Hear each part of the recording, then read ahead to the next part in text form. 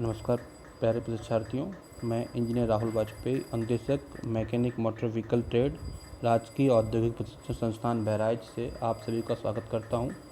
आज की हमारी जो क्लास है उसका विषय होगा व्यवसाय मैकेनिक मोटर व्हीकल ट्रेड से आपका परिचय। आज की हम इस चर्चा के दौरान जिन बिंदुओं पर प्रकाश डालेंगे वो बिंदु इस सारणी में दिए गए हैं। इसमें परिचय होगा, व्यवसाय में प्रवेश किस तरह से लिया जाता है उसके बारे में बताया जाएगा आपको, पाठ्यक्रम की समय अवधि क्या होती है उसमें आपको बताया जाएगा, पाठ्यक्रम और अंक, इस जो पाठ्यक्रम के जो अंक होते हैं विभिन्न विषयों के वो आपको इसमें बताया जाएगा। संस्थान से संबंधित सामान्य नियम क्या क्या हैं वो आपको बताए जाएंगे।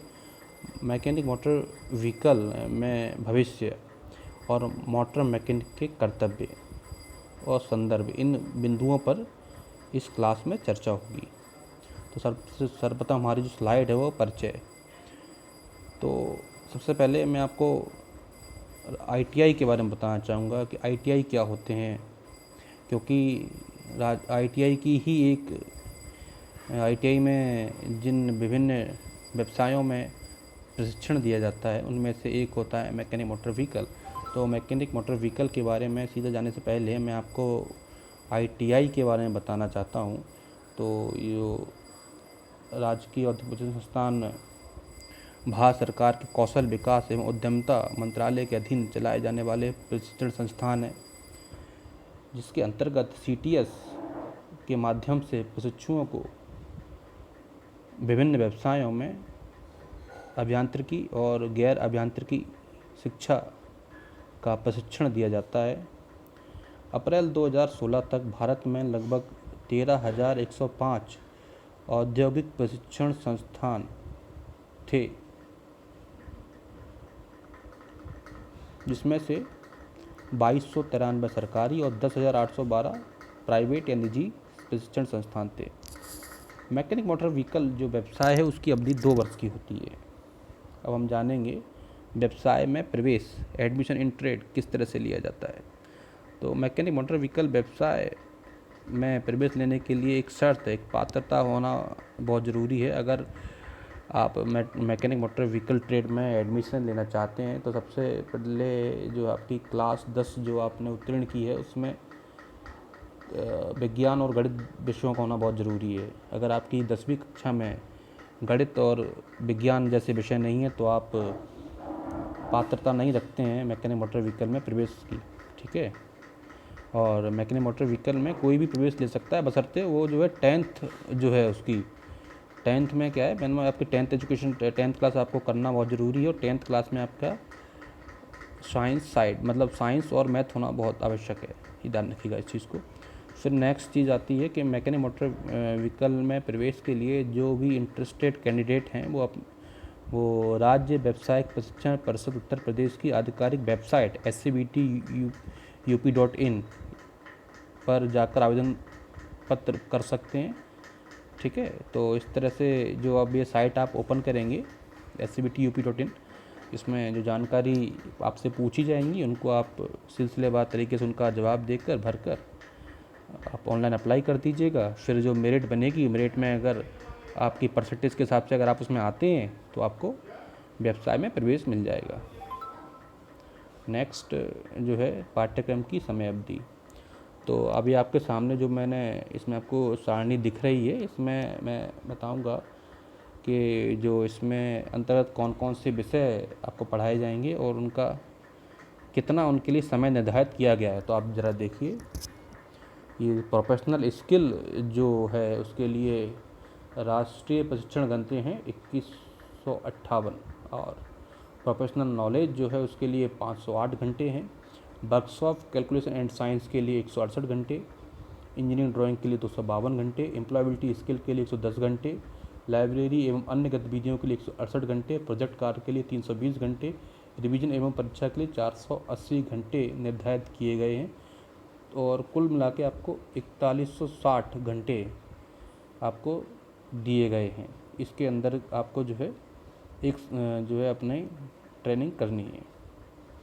नेक्स्ट है पाठ्यक्रम और अंक।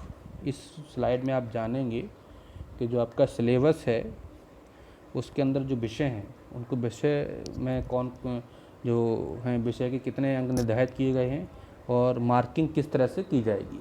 ठीक है, तो प्रत्येक वर्ष अर्थात वार्षिक परीक्षा के विषयों में जो अंक निर्धारित होते हैं उनमें सत्रांक को मिलाकर, सत्रांक मतलब सेशनल मार्क को मिलाकर कुल 700 अंक होते हैं।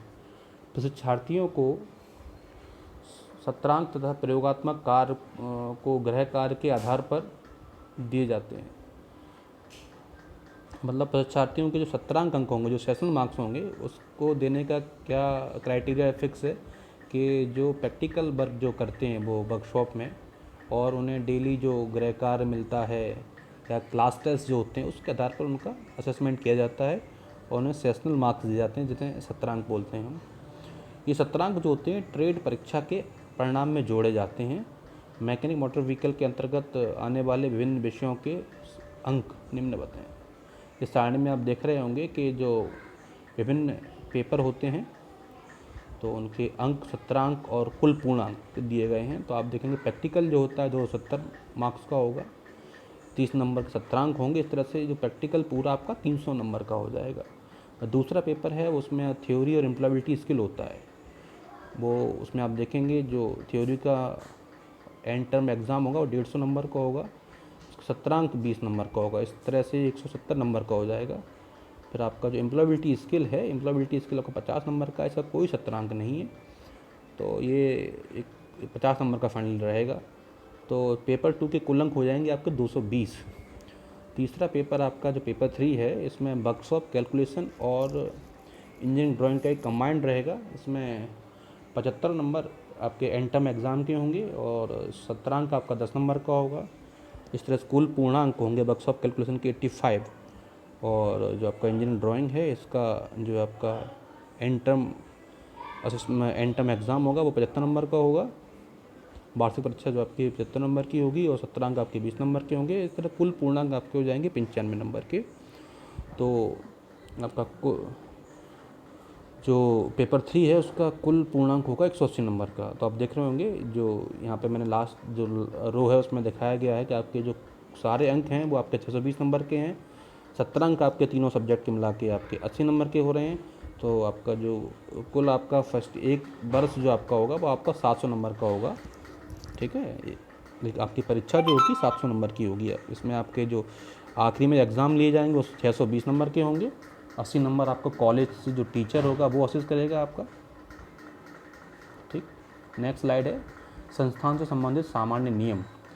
जब आप राजकीय औद्योगिक प्रशिक्षण संस्थान में या निजी संस्थान में जिसमें भी आप प्रवेश पाते हैं तो हर संस्थान के कुछ ना कुछ नियम होते हैं। ठीक है, तो यहाँ पे मैं जो आपको इस स्लाइड में बताने जा रहा हूँ वो उन नियमों के बारे में चर्चा करेंगे जिनके आधार पर आप साल भर आपको जो संस्थान में फॉलो करने हैं। सबसे पहला नियम क्या है कि जो प्रशिक्षार्थी है, ये बहुत महत्वपूर्ण नियम है, प्रशिक्षार्थी को प्रशिक्षण के दौरान अपनी 80% उपस्थिति मेंटेन रखनी है। 80% उपस्थिति आपकी नहीं होगी तो आपको संस्थान की जो पंचिका होगी उससे आपका नाम पृथक कर दिया जाएगा और आप फाइनल परीक्षा जो होगी उसमें नहीं बैठ पाएंगे।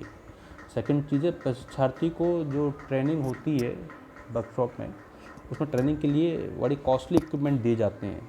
तो अगर आप लापरवाही से अगर आप उन इक्विपमेंट्स का प्रशिक्षार्थी उन्हें यूज़ करेंगे, केयरलेस तरीके से उनका उपयोग करेंगे, तो अगर वो ख़राब होते हैं तो उसके लिए उन्हें दंडित भी किया जा सकता है। ठीक है, तो आपको जो है जो आपको टूल्स इक्विपमेंट दिए जा रहे हैं, ठीक है, तो उनका केयरफुल होकर आपको उनका यूज़ करना है। जैसे आपका प्रशिक्षक बताते हैं तो आप ट्रेनर के द्वारा जो आपको बताया जा रहा है वो सारे रूल्स आपको फॉलो करने हैं, सावधानीपूर्वक आपको उनको यूज़ करना है। ठीक है, नेक्स्ट है आपका संस्थान में उस संस्थान व उसकी कक्षाओं, कार्यशालाओं, मशीनों की सुरक्षा व साफ सफाई का ख्याल रखना है। ठीक है, संस्थान में आपको गंदगी नहीं फैलानी है, मशीनों पे आपको गंदगी नहीं करनी है। ठीक है, कार्यशाला में गंदगी नहीं करनी है। ठीक है, ये नहीं कि आपने कुछ खाया रैपर वहीं फेंक दिया, कागज़ वहीं फेंक दिया, नहीं, हर जगह जो है डस्टबिन होगा। आप कुछ जैसे आपने कोई काम भी किया है, पेपर आपका ख़राब पेपर होता है तो आप उसमें डस्टबिन में जाके फेंकिए। ठीक है, गंदगी नहीं करनी है। संस्थान परिसर में आपको सफाई का ख्याल रखना है। ठीक है, नेक्स्ट है व्यर्थ की क्रियाओं से संस्थान के अनुशासन को ख़राब ना करें। अपना जो आपको कार्य, जो प्रशिक्षक है आपको जो आपको कार्य बता रहा है, उस कार्य में संलग्न रहें, व्यर्थ की एक्टिविटी में शामिल ना हो। अपने साथ साथ दूसरों की सुरक्षा का भी ख्याल रखें। बहुत महत्वपूर्ण पॉइंट है। मशीनों पे आप जब कार्य करते हैं तो जो है सेफ्टी का ध्यान रखना बहुत ज़रूरी है। खुद भी आपको अपनी सेफ्टी करनी है, दूसरों की सेफ्टी का भी ध्यान रखना है, चौकन्ना रहना है काम करते समय। और संस्थान में प्रत्येक कर्मचारी व प्रशिक्षु का आपको सम्मान करना है। ठीक है, ये कुछ नियम थे, सामान्य नियम, इनको फॉलो करना आपको ज़रूरी है अगर आपको ट्रेनिंग अच्छे तरीके से संस्थान में लेनी है। ठीक है, आप आए हैं संस्थान में तो ये जो नियम होते हैं हर किसी को नियम फॉलो करने पड़ते हैं, सामान्य नियम है। अटेंडेंस आपको रखनी है अपनी, ठीक है, सेफ्टी का ख्याल रखना है। मशीन जो आप यूज़ कर रहे हैं उनको आपको जो है देखना है कि उनको आप सिस्टमेटिक तरीके से आप उन्हें हैंडल करें। ठीक है, तो ये महत्वपूर्ण पॉइंट है, इनको आपको ध्यान देना है। ठीक है, अगर इनका आपको फॉलो नहीं करेंगे तो आपको जो है परेशानी आएगी आपको। ठीक है, नेक्स्ट है मैकेनिक मोटर व्हीकल में भविष्य, future in mechanic motor vehicle. भाई आपने ट्रेनिंग कर ली मैकेनिक मोटर व्हीकल ट्रेड से, अब क्या करें आगे।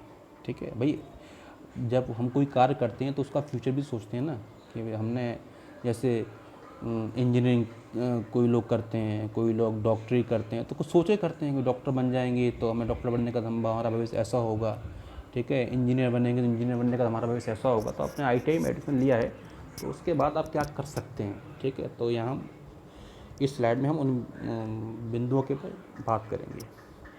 सबसे पहली बात क्या है कि जो जिसने ट्रेनिंग की है मैकेनिक मोटर व्हीकल में, ठीक है, तो वो अपनी खुद की वर्कशॉप खोल सकता है। सबसे महत्वपूर्ण चीज़ है आप अपनी, अगर आपने मैकेनिक मोटर व्हीकल ट्रेड से ITI की है तो आप सबसे पहली चीज़ क्या है कि आप अपनी अपना खुद का वर्कशॉप खोल सकते हैं। ठीक है, चलिए आप अपना खुद का वर्कशॉप नहीं खोल पा रहे, फाइनेंशियल प्रॉब्लम, तो आप दूसरे के वर्कशॉप में काम कर सकते हैं एज ए स्किल मैकेनिक। ठीक है, नेक्स्ट आप रेलवे तथा सेना में इंजन ऑपरेटर के तौर पर कार्य कर सकते हैं। स्पेयर पार्ट सेल्समैन अथवा सेल्स मैनेजर बन सकते हैं आप, सर्विस मैनेजर बन सकते हैं आप सरकारी तथा निजी ट्रेनिंग इंस्टीट्यूट, इंजीनियरिंग और डिप्लोमा कॉलेज में जो वर्कशॉप होती हैं उसमें एज इंस्ट्रक्टर कार्य कर सकते हैं। आप वर्कशॉप में फोरमैन की भांति कार्य कर सकते हैं।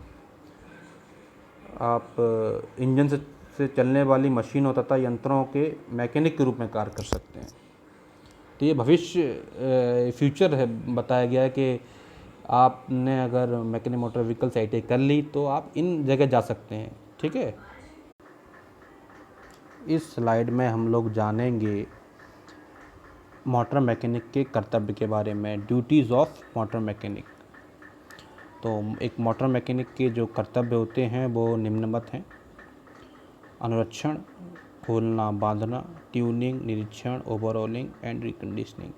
ये जो सारे शब्द आपने इस स्लाइड में देखे, इन सारे बिंदुओं को हम आगे जो क्लास होंगी उनमें हम इनका सिलसिलेवार तरीके से विस्तार से इनके बारे में चर्चा करेंगे। शब्द आपके लिए नए हो सकते हैं पर जो एक मोटर मैकेनिक होता है उसके लिए शब्द नए नहीं हैं, और उसका सारा दिन कार्यशाला में इन्हीं कार्यों को करते हुए जाता है।